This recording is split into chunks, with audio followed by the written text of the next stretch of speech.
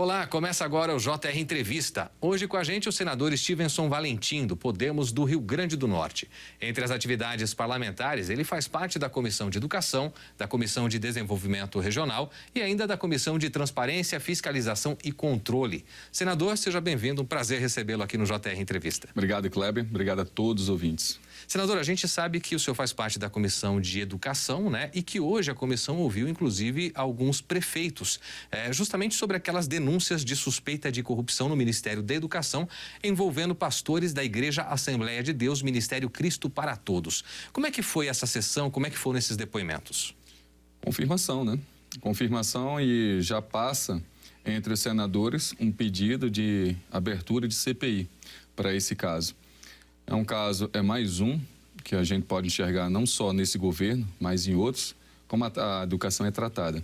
O que se espera do nosso país, da atitude republicana, além de uma transparência e de um cuidado e zelo pela coisa pública, não é o que se viu com esse ministro. Não se espera de um ministro um conteúdo, um currículo extenso dentro da área da educação, se ele não tem o mínimo caráter e postura, nem tampouco a ideologia para se ter uma educação que se evolua como país e como pessoas e como seres humanos. Agora, se viu muito antes dos depoimentos, né, em denúncias por meio da imprensa, que houve pedido de propina em barras de ouro e até em Bíblia. Isso hoje foi ventilado por lá? De fato é o que ocorreu? Isso.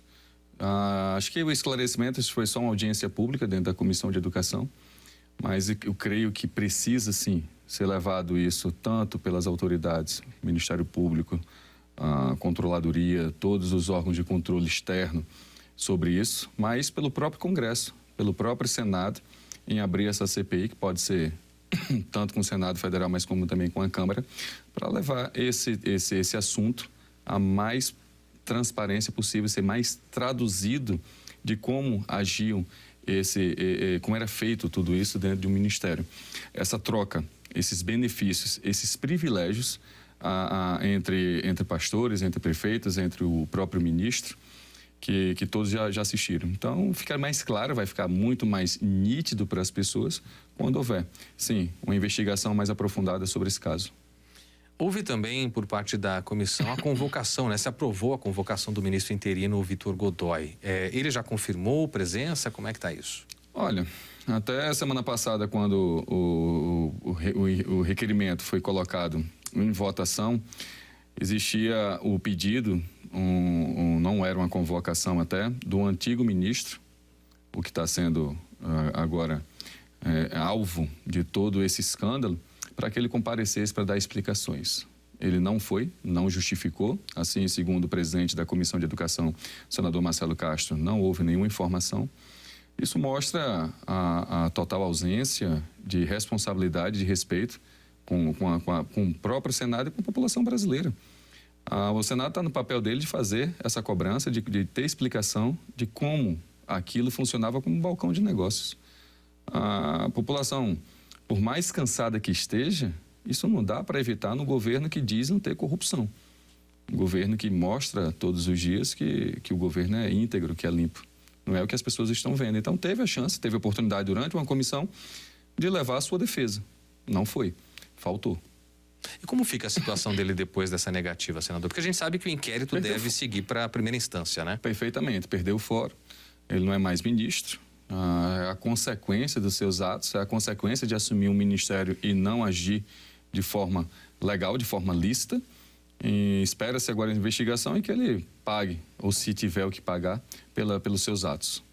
A gente sabe que outro assunto que tem dominado a imprensa nos últimos dias, além dessa questão de propina com prefeitos, é o valor muito acima do que se esperava pela contratação de ônibus escolares, inclusive do Fundo Nacional de Educação. Foi barrado pelo TCU, mas ainda assim é algo que deve ser explicado. O Senado também pretende acompanhar ou já acompanha esse caso? É de uma obrigação, principalmente a Comissão de Transparência e de Governança, a comissão a qual eu faço parte, é da nossa obrigação acompanhar todos esses gastos públicos do governo federal, do executivo.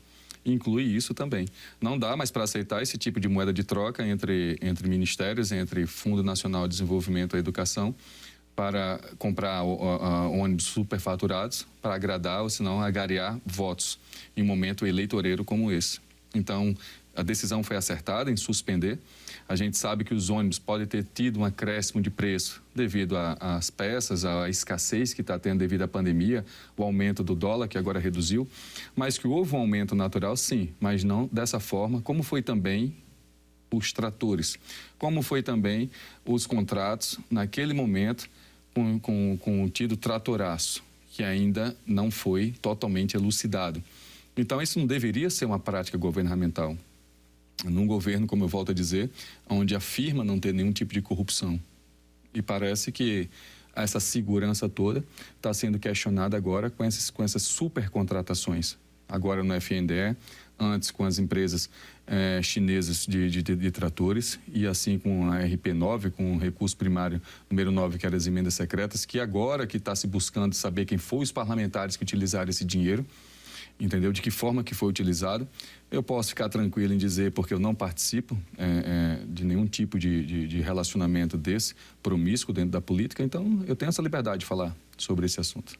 Senador, o senhor integra, né, como acabou de dizer, também a Comissão de Transparência, Fiscalização e Controle, que aprovou um requerimento para obter informações sobre os gastos do presidente com o cartão corporativo, algo que sempre levanta uma série de suspeitas pela falta justamente de transparência. Como é que está isso? Isso. A Constituição, ela prega, ela diz nos seus princípios, transparência, publicidade, ela impõe isso a todas as pessoas, mas, no entanto, se utiliza um artifício de segurança nacional, senão de ocultação de alguns gastos, a qual não vejo problema nenhum, o chefe do Executivo. Eu falo isso mais uma vez com toda tranquilidade, porque todas as minhas contas de gabinete estão lá no portal Transparência do Senado. Eu fui o primeiro senador, quando assumi, acho que em 10 anos, se não me falha a memória, que não abria esse portal Transparência a tudo para as pessoas terem acesso. Eu fiz isso por requerimento em 2019. E as pessoas podem ter acesso a todos os gastos, aos nossos privilégios, como são ditos, aos privilégios dos parlamentares. Então, seria um privilégio ou seria uma necessidade do uso do cargo do Executivo em ter esse cartão corporativismo? O que a gente sabe hoje é que se gasta muito dinheiro para manter os ex-presidentes. Ex-presidentes esses como o Fernando Collor de Mello, o Lula, como Dilma, ex-presidentes esses que ainda fazem uso de dinheiro público até mesmo para fazer a própria campanha. Então, é meio questionável o gasto excessivo, é totalmente questionável o gasto de dinheiro público com cartão corporativista, com o corporativismo do Executivo. No minuto se prega muita transparência e honestidade. Então, não vejo problema nenhum o próprio presidente fazer isso de forma voluntária para as pessoas. O que a gente sabe, e sabe pouco, através da própria investigação que a imprensa faz, é que existem gastos em movimentação do presidente, como as suas férias, como esse deslocamento, não só ele, mas como dos ministros, que há, sim, um possível questionamento se está em campanha com dinheiro público, fazendo aquilo com a máquina pública, ou se está ali realmente exercendo a sua função como presidente ou como ministro ou como até mesmo um parlamentar. Isso se estende também para o nosso Senado, presidente do Senado, presidente da Câmara, que utiliza ali os aviões, o combustível, pago com dinheiro público. Agora, o problema é que, mesmo pressionado, o governo não mostra esses gastos, né? Como fazer com que isso venha à tona? Então, a gente tem um mecanismo de chamar, de cobrar, de pedir, está lá na Constituição, é de nossas funções do senador da República fiscalizar as contas do governo federal, do Executivo, no caso. Agora, o que é mais curioso é essa recusa de mostrar, e ainda mais o próprio STJ, o Tribunal Superior de Justiça, mostrando que é para fechar isso, se a própria Constituição e o povo brasileiro têm o direito de saber. Porque o dinheiro do povo, o gasto desse dinheiro, é das pessoas brasileiras. Eu não vejo medo nenhum por parte de um presidente, por parte de uma equipe presidencial que prega tanta honestidade, que prega tanta transparência. Então, isso já deveria ter sido feito naturalmente. Já deveria ter sido mostrado esses gastos de forma natural. Não ficar nessa força de mostrar. Exclui-se os gastos que pode ter com defesa ou com alguma particularidade que envolve segurança nacional e mostra-se o resto. Agora, não é isso que o povo brasileiro está enxergando com os outros ministérios, com as vantagens e privilégios que alguns estão tendo. Eu vou citar aqui o da defesa, picanhas, chaveiros, tudo isso. no momento que o país passa por uma crise difícil, vindo de pandemia, de desemprego alto, de pessoas hoje praticamente passando fome. Isso é meio desrespeitoso com a população. Então, eu creio que deveria ser natural, um passo natural do Executivo, abrir as suas contas e mostrar para todos os parlamentares, para quem tem a responsabilidade de fiscalizar, que é o povo brasileiro. Não acho por que tem que esconder, não. Senador, a gente já continua essa conversa. Antes, eu quero lembrar você, nosso telespectador, que é possível assistir ao JR Entrevista no portal R7, no Play Plus e também em todas as nossas redes sociais. Voltando a falar aqui com o senador, pode tomar sua água tranquilamente, não temos pressa não, senador. Obrigado. A gente sabe que uma das suas pautas é justamente o fim do foro privilegiado. Até citamos agora há pouco que o ministro da Educação só perdeu o foro porque deixou o cargo. E isso, na sua visão, tem de deixar de acontecer para mais de 55 mil autoridades. Por quê? E quem são essas autoridades, além de parlamentares, de ministros, de Estado, de um modo geral? São quase 1000 dias esperando na Câmara uma votação. Só colocar em pauta para votação. O que é o foro privilegiado para as pessoas que não têm esse conhecimento específico? É uma defesa. É ali um escudo de muita gente, não só de político, que utiliza dele para justamente ter o privilégio, como ele já diz, de um julgamento privilegiado. E julgamento esse que julga senadores e julga parlamentares federais no STF. Dá para ver a relação hoje dos poderes. Dá para entender essa interdependência dos poderes. O fim do foro privilegiado não seria um risco do parlamentar de ser processado em instâncias de primeiro, segundo, de graus lá nos seus estados. Não, pelo contrário. Isso tornaria o parlamentar não desprotegido, mas cuidadoso e cauteloso com o que pode fazer. Então, um fato que eu preciso lembrar sobre o foro privilegiado, que as pessoas podem ter esquecido, foi naquela ocasião em que Dilma enviou ao ex-presidente Lula a ficha ali assinada para ele assumir a Casa Civil. Ali ficou claro para as pessoas o que era o foro privilegiado. Era ele ocupar um cargo privilegiado na República Brasileira para ele ter um julgamento diferenciado. Então, é isso, hoje, que serve o foro privilegiado. E não com o propósito que ele foi criado. Não com o propósito que foi criado outras ferramentas que dá ao parlamentar a oportunidade, a chance, a liberdade de poder atuar em favor do povo. O próprio uso da expressão de não ser condenado penalmente, não ser condenado civilmente pelas suas ideias e opiniões e voto. O que a gente não consegue enxergar mais isso hoje com a interferência do poder do STF. Então, isso mostra bem as relações entre os poderes. São os parlamentares que, querendo ou não, têm algum envolvimento com a justiça. Esse envolvimento não deixa passar porque tem um foro privilegiado e depende daquela justiça, e assim fica o ciclo dessa política. Mais uma vez, eu me sinto muito tranquilo em falar, porque eu entrei na política há 3 anos e entrei para participar de tudo isso. Então, não tenho como pessoa, como eu, cidadão, abrir mão desse foro porque é do cargo. Até mesmo se tentar, não consegue. Então, vou ter que conviver justamente com os outros pares igual a mim, que respondem processos infinitos, que estão aí quase prescritos ou sendo inocentados, justamente por essa proteção que a própria lei dá. Então, é uma obrigação do povo brasileiro exigir o limite desse foro privilegiado. Esse foro atinge só a quem? A quem é o presidente, alguns ministros. Esse limite de foro, ele precisa ser muito bem esclarecido para a população brasileira, senão vira a terra da impunidade, começando pelos políticos e por quem dele usufrui. Outra pauta que o senhor defende é o fim dos supersalários, mas é óbvio que isso enfrenta muita resistência, né? Como é que está essa discussão hoje no Congresso? A última pesquisa do Datafolha, agora recente, mostra que 90% da população brasileira é contra os supersalários.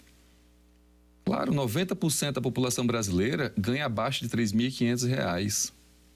Pelo menos 30 milhões de brasileiros vivem com um salário mínimo. É um país que tem 12 milhões de desempregados ou mais, que sobrevive da informalidade. E ter uma casta pública pago com dinheiro público de 0,23%, que ganha acima do teto previsto pela Constituição, não é satisfatório para a população. Hoje, o projeto de lei que dá limite a pelo menos 32 indenizações alguns ressarcimentos que alguns cargos têm, ainda não é o ideal. Ainda não tem o ideal. Auxílio creche, eu vou só citar para as pessoas, porque elas talvez não tenham esse conhecimento do que é os super salários, que já são 39 mil, que é o bruto que a pessoa recebe ali, que alguns cargos recebem, dentro do Ministério Público, da Justiça, alguns servidores públicos, é um número pequeno, mas que consome 2,6 bilhões ao ano. É um número pequeno em relação a um montante de brasileiros que não recebe um salário mínimo, como já foi dito. Então, o que ocorre? Que o projeto traz? O projeto traz uma limitação, que não tinha antes, para essas indenizações. As pessoas podem até achar absurdo, e eu acho mesmo absurdo também, eu concordo com a população, de se pagar auxílio creche para criança de 0 a 5 anos, alguém que já ganha 39 mil reais. Tem um auxílio moradia para essas pessoas que já recebem esse montante. No caso do parlamentar que sai do Rio Grande do Norte, que não vem de família rica, não é empresário, que não tem esses rendimentos, que são muitos casos, ele vir morar no apartamento funcional que tiver condições, perfeito. Mas hoje não é assim. Existe o apartamento funcional, existe o imóvel funcional, mas ele vive ainda com auxílio moradia. O que é discrepante. O governo, o povo brasileiro paga por duas coisas. Então, são alguns pontos que eu estou levantando que talvez não solucione todo o problema dos super salários e dessa revolta, que seria uma mini reforma administrativa na questão salarial, de dar o teto realmente que a Constituição prevê, mas que não dá para a gente suportar, pelo menos o povo brasileiro, que eu já disse um número bem elevado, de assistir uma classe privilegiada viver com mais privilégios ainda. Mais uma vez, eu tenho a tranquilidade de falar isso porque eu cortei na própria carne muitos privilégios a qual eu tinha direito, mas que eu acho imoral. O ter direito não quer dizer que seja moralmente, nas condições em que a gente vive nesse país, certo. Não tem a mínima de empatia com as pessoas que estão debaixo da ponte, que estão comendo osso, ou estão lá no meu sertão nordestino, muitas vezes se alimentando, que não tem nem água para beber. Então, isso é um mínimo de humanidade que as pessoas têm que ter. O projeto não é o ideal, mas aí que já traz uma transparência, já traz uma tipicidade de criminal dentro da lei de improbidade, aquele que burlar, aquele que omitir, aquele que esconder ou que ganhar acima desse salário teto, que já é um bom e grande salário para a realidade brasileira, não desvaloriza o servidor público, pelo contrário, o valoriza. O que o servidor muitas vezes tem que entender, e são esses poucos que muitas vezes são privilegiados, e diga de passagem que a classe brasileira não reclama de salários altos do setor privado, não reclama do jogador de futebol, mas pode reclamar do setor público, que ela não consegue enxergar a produção, ela não consegue mensurar o que aquele funcionário que ganha tão bem produz de fato para a sociedade. É por isso que ela questiona. Eu acho certo ela questionar mesmo, que ela tem que participar, porque no final das contas quem paga a conta todinha é o povo brasileiro. Paga com os nossos tributos, afinal de contas, né, senador? Não paga e não consegue ver o retorno. Ele não consegue ver o retorno na justiça, ele não consegue ver o retorno na política, ele não consegue ver o retorno no Ministério Público, ele não consegue ver na Defensoria Pública, ele não consegue ver dessa classe privilegiada, que é o servidor público, esse retorno. Eu não estou contra o serviço público. O que a gente está tentando fazer dentro desse projeto e vai ter que ter continuidade de aparar essas arestas é tornar razoável para a vida do brasileiro a aceitação dele dentro de uma realidade, como eu já falei, que talvez não sinta empatia por estar naquela situação de lucro ou de benefício e não conseguir enxergar. O senhor disse que talvez seja difícil passar, talvez seja difícil algo tramitar. Talvez não seja difícil a população brasileira se envolver e pedir um baixa nisso.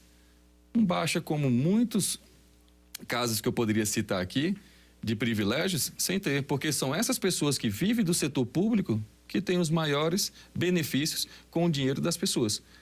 É o que não usa em escola pública, como eu já disse, tem auxílio creche. É o que não usa saúde pública porque tem plano de saúde. É o que não usa a segurança pública porque tem segurança paga.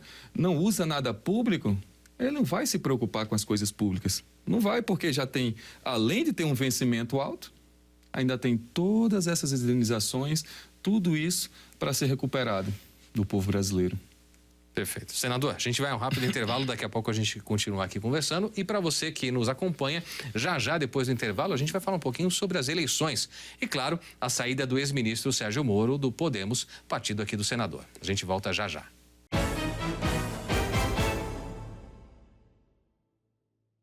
Estamos de volta com o JR Entrevista e aqui com a gente hoje o senador Stevenson Valentim, do Podemos do Rio Grande do Norte. Claro que a gente tem que falar sobre eleições, até porque o Podemos abrigava até então, né, até poucos dias atrás, senador, uma promessa aí de nome para a terceira via, o ex-ministro e ex-juiz Sérgio Moro. O senhor fez algumas críticas a ele, dizendo que ele mudou de partido, foi para a União Brasil, em busca de verba partidária, por exemplo, que quem perde, na verdade, é ele e não o Podemos. Como é que o senhor avalia essa saída dele, que foi, inclusive, de certa forma, para muita gente do Podemos, feita como trairagem? Eu não vou dizer a palavra trairagem, mas foi sorrateiro. Foi de forma que não saiu com a grandeza que entrou. A grandeza que ele foi recebido pelo Podemos e pelos senadores, que deu apoio, que deu estrutura. E eu sou o tipo de pessoa, pelo menos no meu estado, que tem uma dificuldade seríssima de dar apoio a alguém dentro da política. Sou tido como individualista, mas não, eu preservo, não é meu capital político, eu preservo meu capital moral. Ele não teve a decência de fazer uma ligação, de reunir da forma que reuniu os senadores para dizer que ia concorrer, que ia entrar aqui até o final, para dizer que iria sair. Ele não estaria preso ao Podemos, ele não estaria preso, a não ser pela palavra que ele deu, a mim nem a outro senador da bancada do Podemos.